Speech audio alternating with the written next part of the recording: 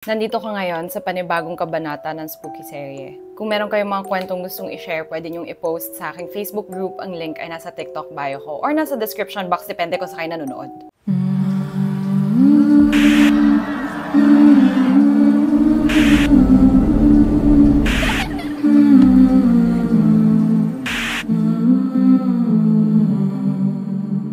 Hindi niyo ba napapansin, everyday ako nagpo-post lately ng spooky serye? Kasi guys, it's Halloween season! And you know what Halloween season means, right?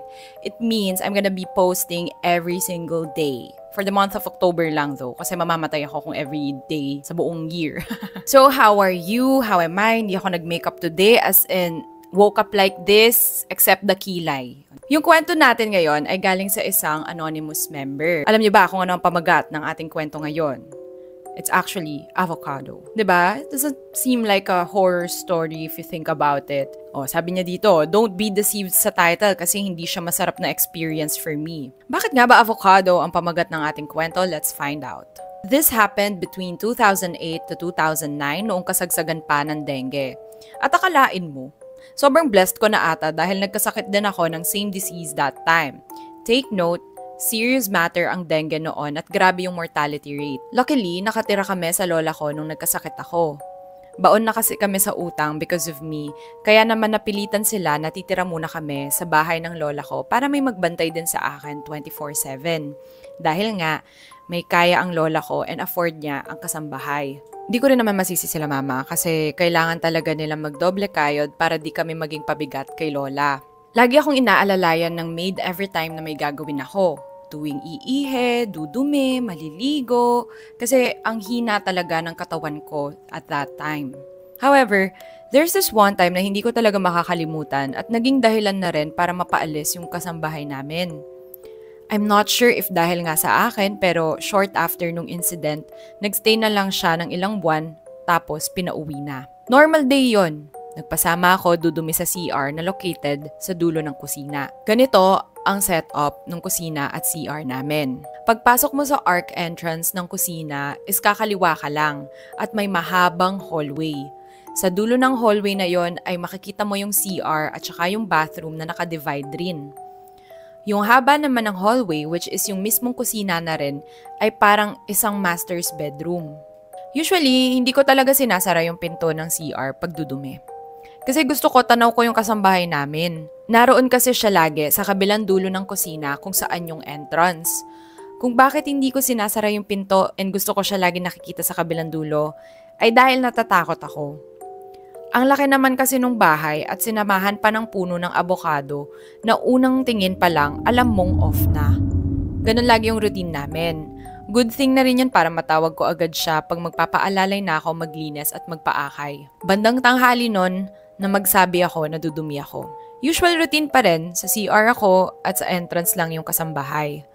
It was all normal until tawagin siya ng tita ko, which also lives alongside us. I don't know the reason, pero sinabihan naman ako nang babalikan ako ng kasambahay. 5 minutes have passed pero wala pa rin siya at patapos na ako. As I am about to call her, biglang may pumasok na babae. And my God, alam kong hindi yon ang kasambahay namin.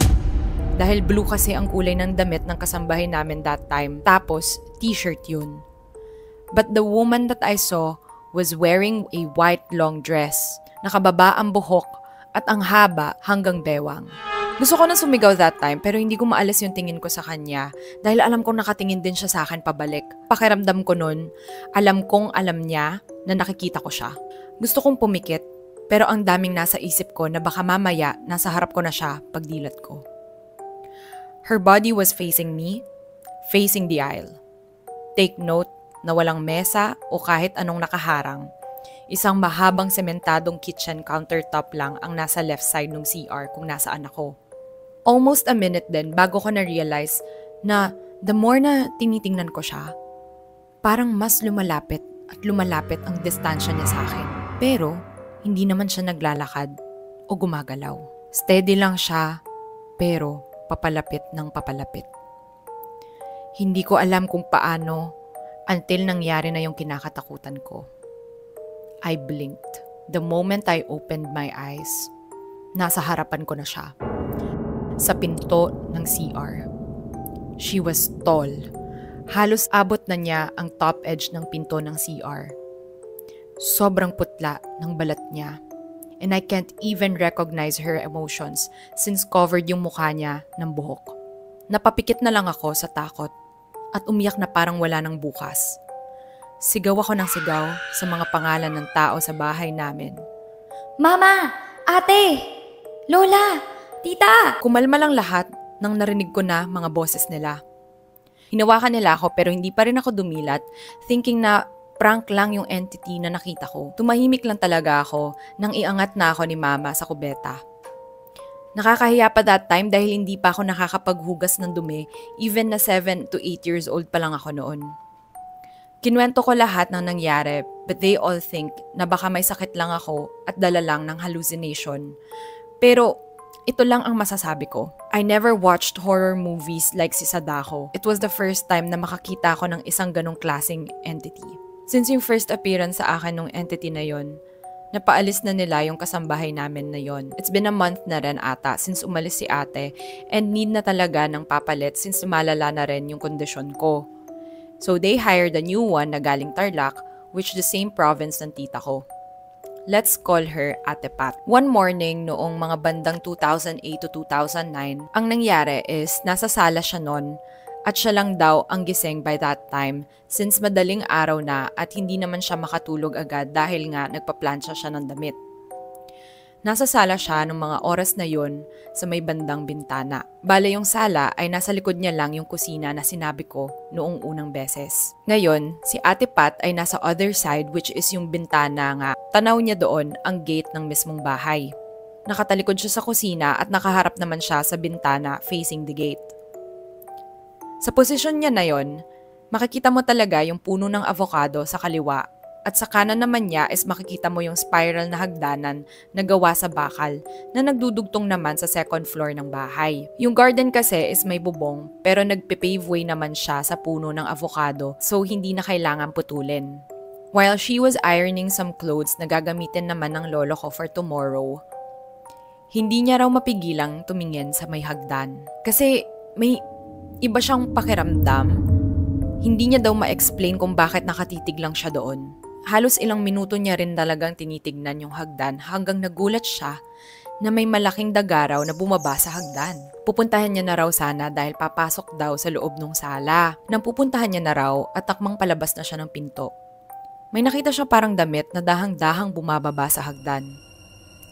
Inisip niya na baka lola ko yun at maipapaplansya na damit ulit ang lolo ko. Pansin niya na yung damit daw ay puting-puti at nakalahati na ang hagdan pero walang humahawak nito. Napansin niya rin na may buhok yung damit na hanggang bewang ang haba. Hindi niya raw alam ang gagawin that time kung ilalak ba niya ang pinto at isasara yung bintana o sisigaw. Papalapit na raw at papalapit yung entity na tipong wala na sa hagdanan at nakasadsad na raw yung dress sa floor. The more na lumalapit daw ito, mas nagiging clear ang image. Ate! Pasigaw niyang pagkakasabi na dahilan kung bakit nagising yung tita ko.